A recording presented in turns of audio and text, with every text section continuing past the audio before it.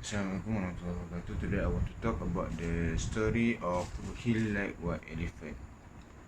The Hill Like White Elephant is a short story written by Ernest Hemingway in 1927.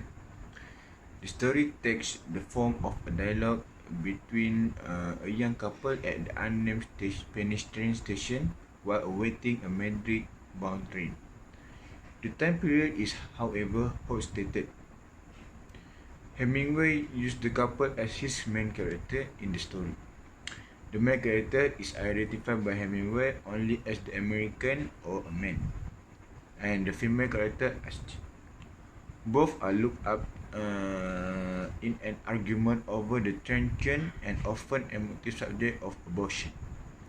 Hemingway's central thesis in the story, therefore, highlight the emotional void and fragility surrounding a relationship at the brink of collapse due to an unwanted pregnancy dilemma concerning abortion. In this short story, love is portrayed as a risky endeavor, fraught with difficult decisions. In the story, the tension between the couple is palpable. There is every indication that the man wants his girlfriend to have an abortion. He tells her that it's an awfully simple operation, and that he was known lots of people that have done it. The G is not so sure. She questions whether having an abortion will put their relationship back on track. Her companion, however, is focused on what he sees a problem. The baby he does not want to have. He repeats his assertion that the operation is a simple one, consistently invalidating the significance of such an operation for his girlfriend. So, happy together? As the story ends, we know that these two characters have a total of two choices: marriage or abortion. Giving a child out for adoption or raising the child as a single mother simply are not in the cards. The story takes place in 1927 when neither of those options were viable. So we are left puzzling. Will Jill ultimately have an abortion or will she marry the American? But that's not the actual puzzle of the story. The real puzzle is this: can Jill reach a happy ending? We are not referring to the last line of the story because we have a strong feeling that Jill is lying through her teeth. Do you feel better? He asked her. I feel fine, she said. There's nothing wrong with me. I feel fine. Clearly, in the case of these two characters, marriage does not necessarily equate happiness and abortion doesn't necessarily equate unhappiness.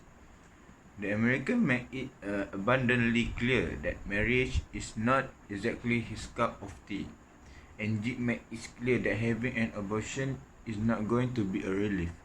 It's going to be a source of sadness.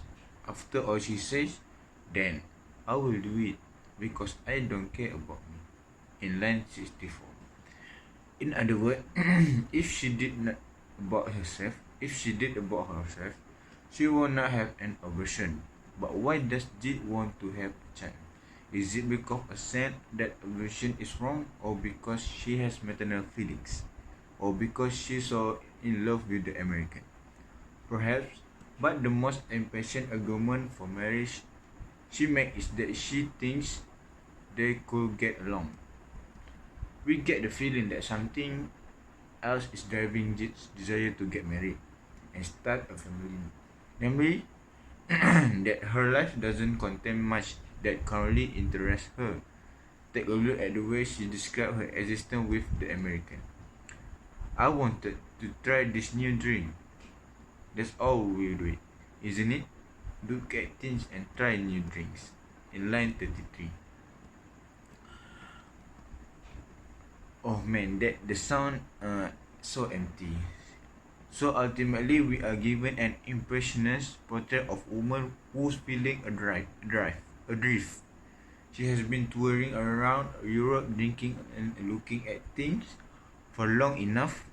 that her suitcase is covered in luggage tags, and she's had enough. She wants home, and we get the impression that a child will give her sense of being rooted. What less certain is whether she could be happy with an American, even if she did have his child. But hey, it's a Hemingway story, so you are not going to find any easy answer here. Thank you.